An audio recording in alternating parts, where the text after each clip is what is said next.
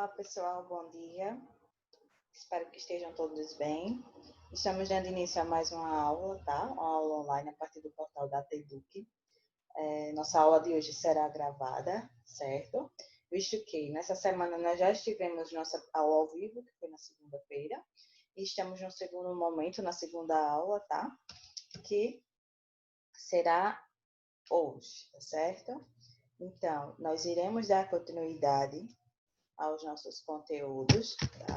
Programados também no planejamento anual, né? Hoje nós iremos dar continuidade ao capítulo 8 do livro do grupo 7, que fala sobre a população economicamente ativa e a inativa, tá certo? Então, é necessário a gente relembrar um pouquinho do que já foi estudado na semana anterior, onde nós vimos que o trabalho, ele é qualquer atividade, né, vamos dizer assim, uma atividade que tem como um fim, né, uma realização de uma atividade que não necessariamente você vai receber uma remuneração em dinheiro no final.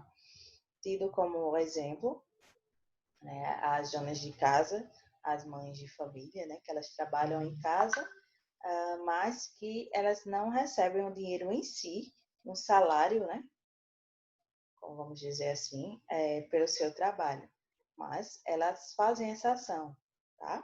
Então, nós vimos que dentro desse contexto do trabalho, né, do mercado de trabalho também, nós temos a população economicamente ativa e a população economicamente inativa, tá?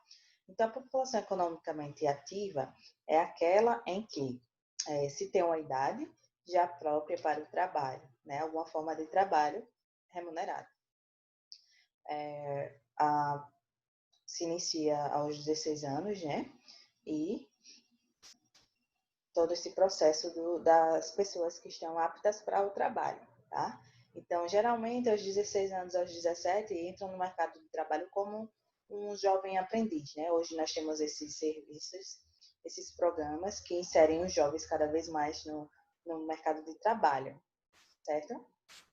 Então, as pessoas, né, que estão trabalhando, nós temos nesse contexto do mercado de trabalho o empregador, né, que é aquela pessoa que vai contratar a outra pessoa para trabalhar, que no caso é o empregado, né? O empregado é aquele que vai trabalhar para gerar lucro, vamos dizer assim, para o seu patrão, seu empregador, e consequentemente vai receber um salário por isso, né? Nós temos os trabalhadores também que não são remunerados, que quase sempre são aqueles que fazem parte de estágios, né? Vamos dizer assim. Os estagiários é um exemplo de um trabalho não remunerado. Por isso, quando nós estamos na faculdade, tem os estágios não remunerados, que são aqueles que se trabalham, mas que não têm um dinheiro para isso, né? Uma remuneração, tá? Um salário em si. Então, dentro desse contexto, nós vimos que, por exemplo, no Brasil, a maioria das pessoas que estão economicamente ativas, né, no mercado de trabalho, elas estão inseridas no setor terciário, né? Nós estudamos que o setor primário é aquele setor em que se mexe, vamos dizer assim, que se trabalha com os produtos mais in natura, né? Por exemplo, o tomate, tá? Então, o tomate é retirado das suas plantações, né, pelas pessoas que trabalham no setor primário, tá? Então, nós temos o setor secundário também, que é o setor industrial, as indústrias brasileiras, no caso, e o setor terciário, que é o setor de serviços, tá? De funções, como, por exemplo, as pessoas que trabalham no centro, nas lojas, né? As pessoas que trabalham com telemarketing. Então, todo esse atendimento direto com as pessoas fazem parte dos trabalhos do setor terciário. Então, nós vimos que, na atualidade no Brasil, a maioria das pessoas que estão empregadas, tá? Estão empregadas no setor terciário, mas nem sempre foi assim, tá? Há algumas décadas atrás, o setor primário era aquele que tinha maior destaque, mas no momento em que se aconteceu, né, se explodiu, vamos dizer assim, a Revolução Industrial, onde as máquinas foram cada vez mais se tornando mais tecnológicas, né, mais avançadas, as pessoas do meio rural foram cada vez mais perdendo seus empregos. E, consequentemente, elas tiveram que ir às cidades, às áreas urbanas, em busca desses empregos e umas melhores condições de vida para a sua família. Então, houve o processo de urbanização, juntamente com o processo de industrialização, certo? Então, por isso, as pessoas cada vez mais estão inseridas no setor terciário, que são as atividades do comércio em si, tá? Então, nós vimos também que tem a população economicamente inativa. Então, as pessoas que estão inseridas nesse grupo são aquelas que são as crianças, né, porque ainda não têm idade de trabalhar, são os idosos, que muitas vezes já estão aposentados, né, e as pessoas com algumas síndromes ou deficiências, tá? Então, esses fazem parte desse grupo, do grupo das pessoas inativas, né? Economicamente inativas, porque não estão no mercado de trabalho, certo? Então, muitas dessas pessoas, hoje no Brasil, estão desempregadas, tá? Cerca de 40 milhões de pessoas, na realidade, segundo os censos, né, cerca de 40 milhões de pessoas hoje no Brasil estão desempregados, infelizmente. Então, há um desemprego muito grande em nosso país. E provavelmente, tá, com esse processo que nós estamos vivenciando, né, de reclusão, de distanciamento, muitas outras pessoas estão perdendo seus empregos também, né? Então, essas taxas, esses números irão aumentar nos próximos censos, como eu já tinha discutido com vocês, tá, gente? Então, é muito importante a gente frisar isso. O processo de robotização está cada vez mais acelerado e muitas pessoas estão perdendo seus empregos, tá? Por quê? Os empregos, como a gente viu, que terão mais destaques futuramente, são aqueles mais criativos, né? E também aqueles que estão se especializando. As pessoas têm que se especializar, né? Se atualizar, que o processo de robotização, de mecanização está cada vez mais evoluído, certo? Então, nós vimos também que muitas pessoas hoje estão no trabalho informal. O trabalho informal é aquele que não tem uma carteira assinada ou a sua, vamos dizer, a sua lojinha não tem CNPJ, tá? Hoje, cada vez mais, o que é que a gente observa em Instagram e Facebook? São lojinhas online, né? Lojinhas virtuais de diversos ramos, de roupas, bijuterias, maquiagens. Então, isso é consequência, gente, também, em grande parte, do grande desemprego, né? Então, as pessoas procuram outros meios de sobreviver. E essas lojinhas não são necessariamente, tá, com o CNPJ, não precisam, né? Porque é virtual e tal. Só se você quiser algo mais formal. Então, as burocracias hoje no Brasil para se abrir uma loja, para se abrir um CNPJ, né, são muito grandes. E isso poderia ser revertido pelo governo, né? Diminuir toda essa burocracia sem tanta necessidade, certo? Então, vamos ao nosso conteúdo de hoje, tá? É necessário a gente sempre estar relembrando, porque um conteúdo está ligado a outro, né? Então, vamos lá.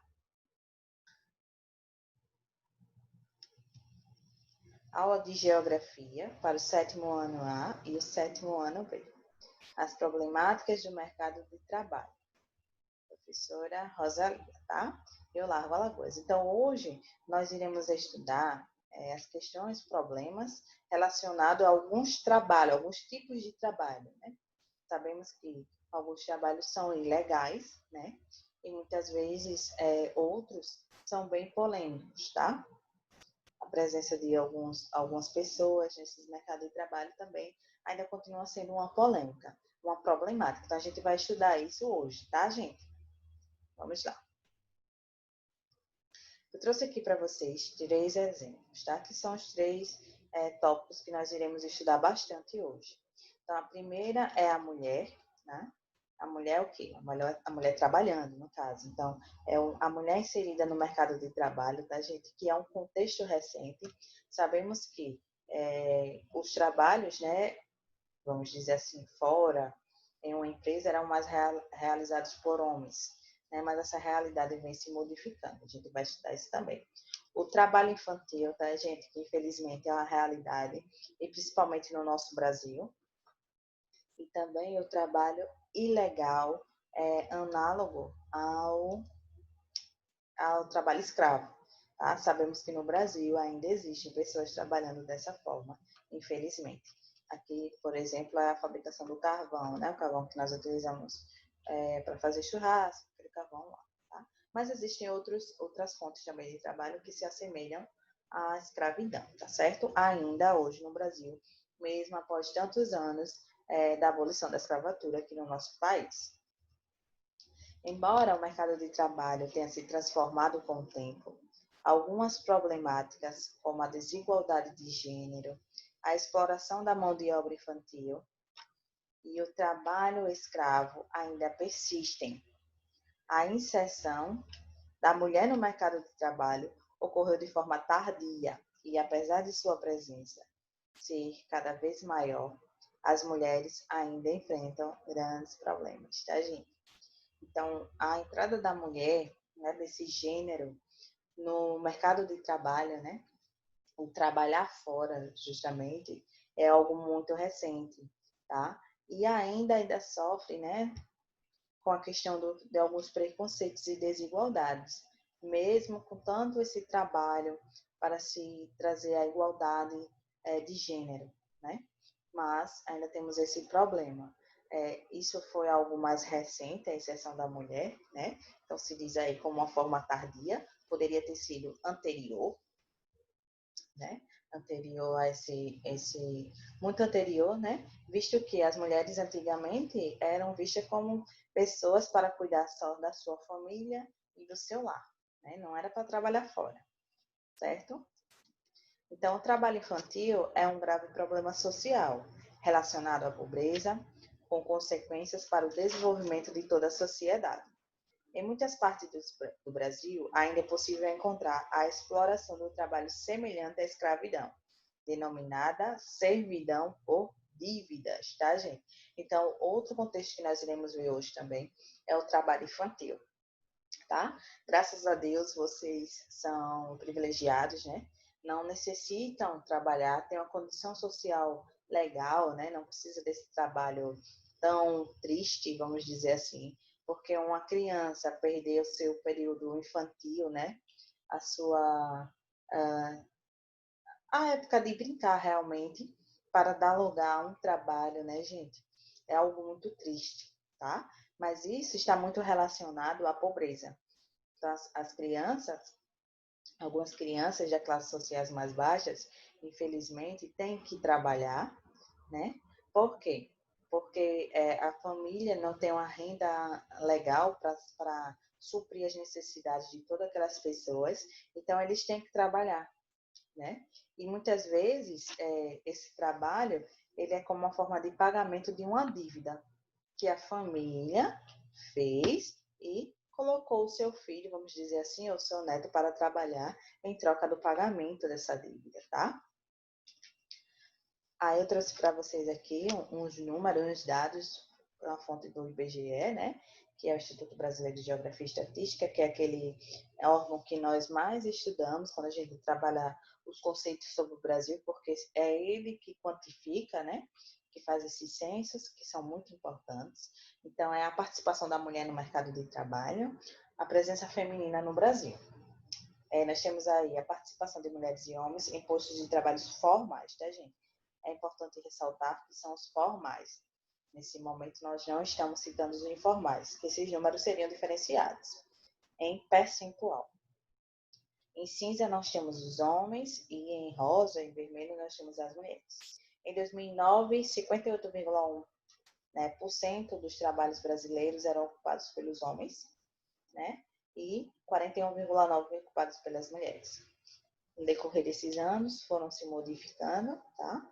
E em 2013 chegou ao número de 57% dos trabalhos formais seriam ocupados pelos homens e 43% ocupados pelas mulheres. Então, nós vimos uma mudança de números, mesmo que muito pequena, né, gente?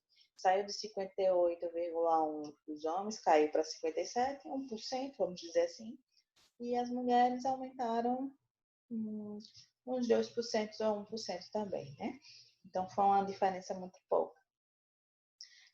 Vocês estão vendo aí a bonequinha em vermelho e o bonequinho, né, representando o homem.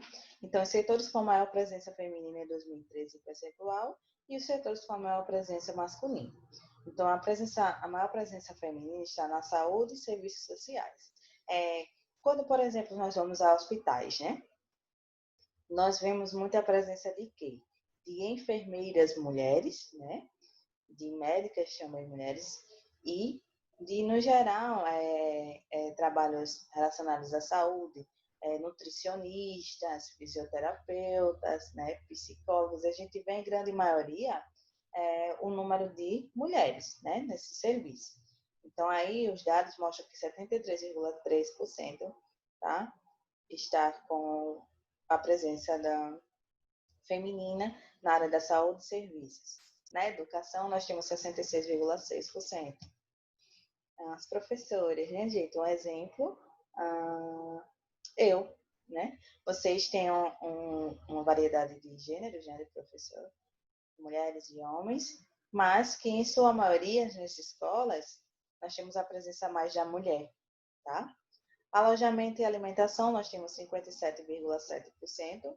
Administração pública, defesa e seguridade social, 56% das mulheres. E atividades financeiras de seguros e de serviços relacionados, 54,5%. Não querendo desmerecer o trabalho masculino, mas se a gente observar o trabalho feminino, está mais relacionado a questões, vamos dizer assim, mais... não vou dizer intelectual, né, gente? São atividades, né, setores que não necessitam tanto da força bruta, né, da força em si, tá? Já os setores que mais têm a presença do masculino, olha, preste atenção, no homem, né, no masculino, na construção, nós temos 91,1%, né, que se a gente hoje for numa construção de um grande prédio, a gente vai observar que a grande maioria das pessoas que estão trabalhando ali, na construção daquele condomínio, são homens, né? O trabalho mais pesado, vamos dizer assim. Existe a presença da mulher? Existe, mas essa é a grande maioria, são dos homens, tá? Nós temos também a indústria extrativa, que é aquela que retira diretamente os produtos do meio natural, 87,9%, no transporte, 82,4%, as empresas de eletricidade e gás, nós temos uma presença de 81,1%, e de água e esgoto, 80%. Como eu disse a vocês, os homens, a presença masculina está naqueles trabalhos, está presente mais naqueles trabalhos que necessitam de uma força maior, né? Mas as mulheres estão nos serviços que necessitam de, vamos dizer assim, de uma ligação com as pessoas, né? Uma ligação maior, mais de afetividade, tá? E tal. Por muito tempo, a maior parte das mulheres não realizava trabalhos remunerados fora do ambiente doméstico. E seu papel na sociedade esteve restrito às funções ligadas aos afazeres domésticos, né, e cuidados familiares, enquanto o papel do homem era trabalhar e prover o lar. Tá, gente? Então, vocês, por exemplo, bisavós de vocês, avós, tinha muito essa característica, né? Inclusive, minha avó, tá? Eles tinham como característica das famílias de antigamente que a mulher era para cuidar de casa, cuidar dos filhos e dos afazeres domésticos. O homem que era o responsável em sair e trabalhar e trazer os alimentos, os dinheiros, né, que eram necessários para manter essa casa. Então, essa foi por muito tempo, gente, a situação das famílias brasileiras, tá? Essa realidade começou a se transformar a partir da Revolução Industrial, mas a participação das mulheres no mercado de trabalho começou a aumentar de maneira mais significativa apenas a partir da Segunda Guerra Mundial, em 1945. Tá? Lembrando que a Revolução Industrial ocorreu em 1800 e pouco, tá? Por volta daí. Então, a partir daí começou-se a transformar esse padrão, né, da mulher como a dona de casa, a dona do lar, cuidar de casa, tá? Mas essa participação das mulheres no mercado de trabalho veio se efetivar mesmo a partir da Segunda Guerra Mundial, em 1945. tá certo? Então, as mulheres aí, nessa guerra, elas foram realmente para os campos de batalhas, né? Trabalhar. Então, foi muito interessante esse momento para a modificação, né, do padrão da, da, da família, né, do gênero, a diferenciação do trabalho em si entre os gêneros brasileiros, tá? Então, eu trouxe duas imagens aqui representando as mulheres na Segunda Guerra Mundial, tá certo? Então, nós podemos observar aí que elas tinham algumas funções dentro desse contexto da guerra, né? Nós tínhamos enfermeiras, nós tínhamos médicas, nós tivemos também algumas mulheres que foram para o campo de batalha mesmo, tá? Entrar na guerra, nos conflitos armados. Então, foi aí, gente, que nós, mulheres, por exemplo, nos tornamos participante do mercado de trabalho e saímos do contexto apenas de donas de casa, tá? Esse conflito impulsionou a inserção das mulheres no mercado de trabalho nos Estados Unidos e na Europa, pois elas passaram a assumir os postos anteriormente ocupados pelos homens que estavam em combate, tá? Então, esse movimento de inserção da mulher se iniciou pelos Estados Unidos, que hoje é a maior potência econômica mundial, e pela Europa, que nós temos os países mais desenvolvidos socialmente, né, do mundo. Então, tinha que se iniciar nesses países, tá? E depois, posteriormente, foram se espalhando pelos outros países do planeta Terra. No contexto das sociedades globalizadas atuais, a divisão do trabalho por gêneros é bastante questionada, uma vez que o avanço tecnológico e científico possibilita a realização de diversas tarefas independente do gênero do trabalhador, tá? Muito questionada, como vocês podem ver, dividir o trabalho que é destinado só para homens e dividir o trabalho que é destinado só para mulheres, tá? Os avanços tecnológicos fazem com que a mulher seja capaz de ocupar trabalhos que eram só dos homens. E os homens também podem ocupar os trabalhos que eram destinados só para as mulheres. Não se deve ter mais essa diferenciação, tá, gente? É importante observar que, embora a participação feminina no mercado de trabalho cresça exponencialmente, tá? Desde a Segunda Guerra Mundial, em alguns setores ainda não é observada a paridade entre salários e oportunidades dos trabalhadores de gêneros femininos e masculinos, tá certo? Então, quando a gente fala que a participação feminina vem tendo um crescimento exponencial, é justamente o crescimento cada vez maior, né, multiplicado, tá? Desde da Segunda Guerra Mundial, mas que ainda hoje existem setores que diferenciam muito o trabalho feminino do trabalho masculino, tá? Trouxe aqui duas imagens para vocês de alguns dos trabalhos que as mulheres mais realizavam nas décadas passadas, né?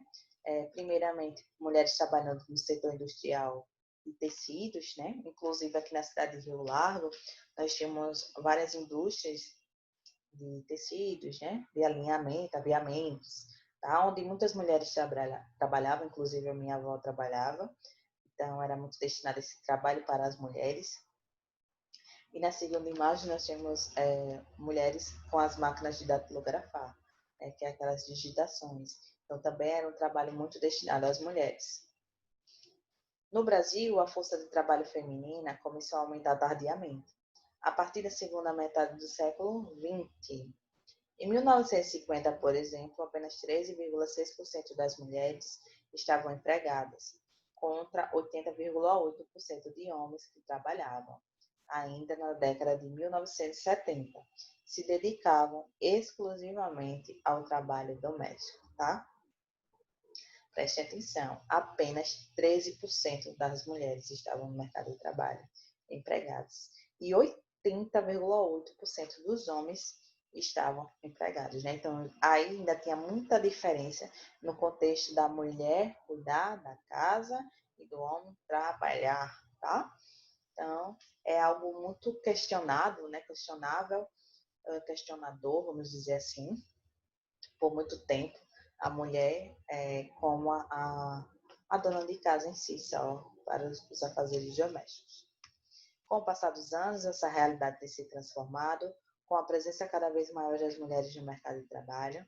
Esse aumento está relacionado ao avanço da industrialização e ao processo de urbanização do Brasil, somado às quedas da fecundidade, indicando que as mulheres estão tendo menos filhos, tá? Então, gente, quando a gente fala com a queda da fecundidade, nos mostra que as mulheres estão cada vez mais inseridas no mercado de trabalho e como estão nesses trabalhos, elas não necessariamente vão ter um tempo maior para a criação de filhos, né? Se a gente observar as mulheres antigamente, as famílias tinham bastante filhos, né? Usando como exemplo a minha avó novamente, ela teve 9 filhos. Hoje, se uma mulher que está no mercado de trabalho, trabalha o dia inteiro, né? Que quando chega em casa tem que tomar conta de casa e tal, tomar conta do lar, da família. Ela não quer mais esse grande número de filhos, né?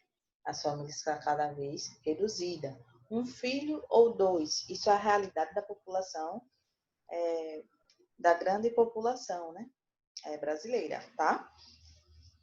E principalmente se a gente for analisar no contexto mundial, esse número de filhos é cada vez menor, tá? É principalmente motivado pela essa maior inserção das mulheres no mercado de trabalho. Trouxe aqui para vocês 2 imagens, tá?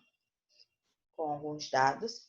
A primeira, mostrando que a cada 10 mulheres brasileiras, 4 não conseguem espaço no mercado de trabalho. Então, como eu disse a vocês, as mulheres estão se inserindo, mas ainda está sendo um processo muito difícil, né? Muitas mulheres ainda não encontram esses trabalhos. Estudam mais, né? As mulheres estudam mais, presta atenção. 60% das mulheres têm formação superior contra 40% dos homens, que, mesmo assim, elas ainda têm um salário inferior, tá? Então, as pessoas hoje no Brasil que são mais formadas com formações superiores são as mulheres, tá? E, mesmo assim, elas ainda recebem salários menores, né, vamos dizer assim, do que os homens em alguns trabalhos, tá? Embora a participação feminina seja cada vez maior no mercado de trabalho e apesar de possuírem em média grau de escolaridade maior, as mulheres brasileiras ainda recebem 30% a menos que os homens, mesmo quando exercem as mesmas funções, tá, gente? Vamos dizer assim que em uma empresa a mulher é uma advogada, tá? Mas nós temos um homem também que é advogado da empresa. Daquela mulher, mesmo exercendo a mesma atividade, os mesmos trabalhos, tendo a mesma responsabilidade, né? O mesmo grau de escolaridade, o nível superior em direito, vamos dizer assim, ela ainda recebe cerca de 30% a menos do que o homem, tá? Então, a desigualdade de gênero ainda é uma realidade. Em 2019, as mulheres representavam apenas 15% das vagas da Câmara dos Deputados e do Senado, apenas 13%. A porcentagem é muito baixa, principalmente ao se considerar que as mulheres correspondem a mais da metade da população brasileira. Tá? Então, na Câmara dos Deputados e no Senado, foi proposto uma lei, vamos dizer assim, que tem um percentual, tá, obrigatório para a ocupação de mulheres, certo? Se eu não me engano, são 30% das vagas tem que ser ocupada pelas mulheres. É obrigatório, tá, gente? Aqui nós temos uma imagem muito representativa desse contexto da inserção da mulher, né, do trabalho da mulher, a tentativa de igualdade de gênero, tá, onde fala "we can do it", certo? Então, isso é um famoso cartaz que exibe uma moça fazendo gestos de força ao flexionar um dos seus bíceps, né? Demonstrando o quê? Que a mulher também tem força, né? Para ocupar alguns espaços, alguns trabalhos, tá? Então, nós podemos fazer isso, né? Não é só o homem em si. Então, é uma imagem muito representativa no mundo inteiro, tá, gente? O trabalho infantil é o outro contexto que nós iremos ver hoje. Uma imagem aí muito triste de uma criança trabalhando enquanto deveria estar se divertindo ou estudando. Todo o trabalho realizado por crianças e adolescentes abaixo da idade mínima permitida é considerado trabalho infantil. A lei brasileira proíbe o trabalho para quem ainda não tem 16 anos, somente permitindo atividades na condição de aprendiz a partir dos 14 anos. É justamente os programas do governo que eu citei para vocês, né? O pequeno aprendiz e o jovem aprendiz. Então, o pequeno aprendiz começa aos 14 anos, né? E a lei proíbe crianças com menos de 16 anos nesse contexto, tá? Então, hoje nós temos ainda muitas crianças trabalhando, principalmente aqui no Brasil. Não sei se vocês conhecem algumas, né?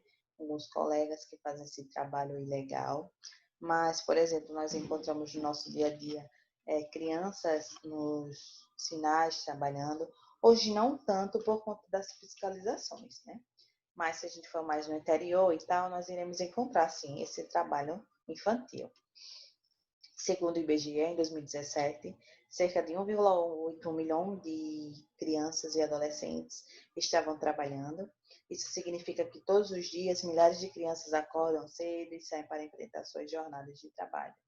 A pobreza é o principal motivo que leva crianças e adolescentes a trabalhar para complementar a renda familiar. Então, o trabalho infantil no Brasil, eu achei interessante trazer esses dados para vocês, tá? 2,4 milhões de crianças e adolescentes entre 5 e 17 anos trabalham no nosso país. Olha só, que absurdo. 1,94 milhão entre 14 e 17 anos, onde a região Nordeste e Sudeste registram as maiores taxas de ocupação, respectivamente 33% e 28,8% do total.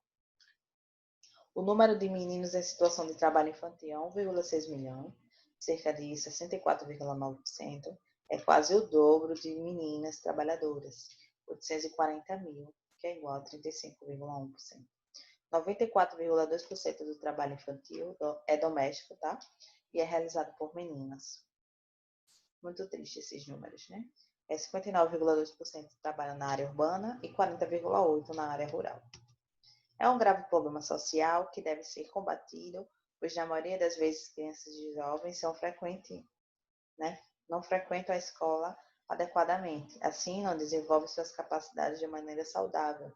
Como resultado disso, não têm acesso à qualificação profissional, portanto, sem um trabalho digno, né? Essas crianças, elas não têm condições de estudar. Muitas vezes elas vão à escola por tentar receber, por exemplo, o Bolsa Família, né? Mas elas têm que trabalhar e não conseguem ter um conhecimento necessário, né? Para uma qualificação futura para o mercado de trabalho. Grande parte das crianças e dos adolescentes que trabalham manuseiam algum tipo de produto ou instrumento perigoso, como picaretas, fornos, foices, martelos ou produtos químicos, como agrotóxicos. Dessa forma, muitas exercem atividades insalubres, que frequentemente as colocam em risco. De acordo com o Ministério da Saúde, foram registrados 40.849 acidentes de trabalho com crianças e adolescentes.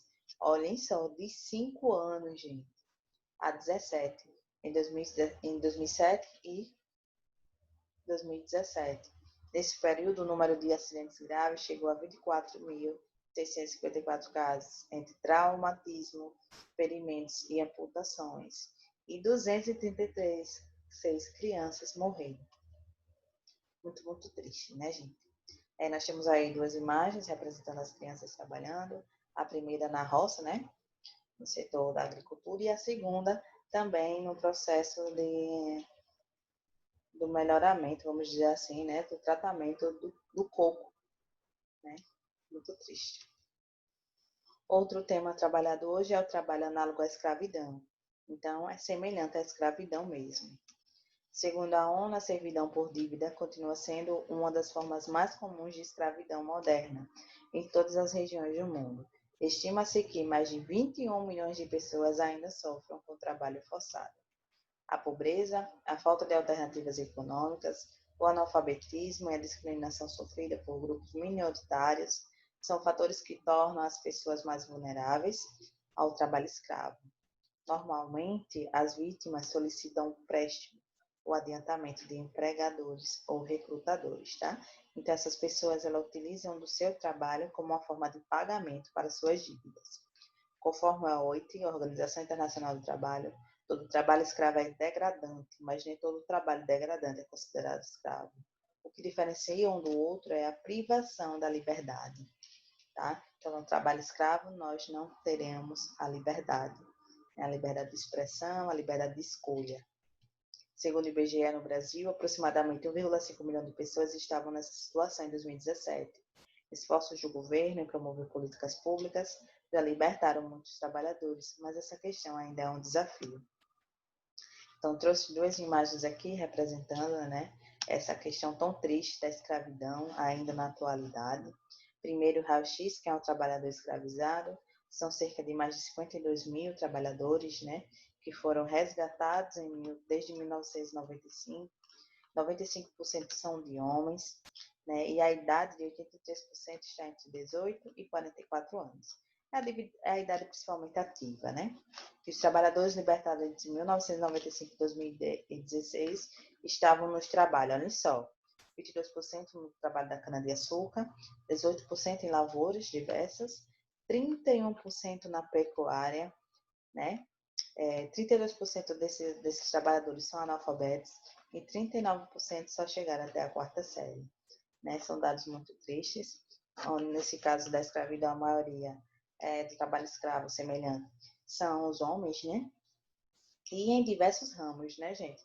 Não podemos dizer que é só na agricultura, só na agropecuária, certo?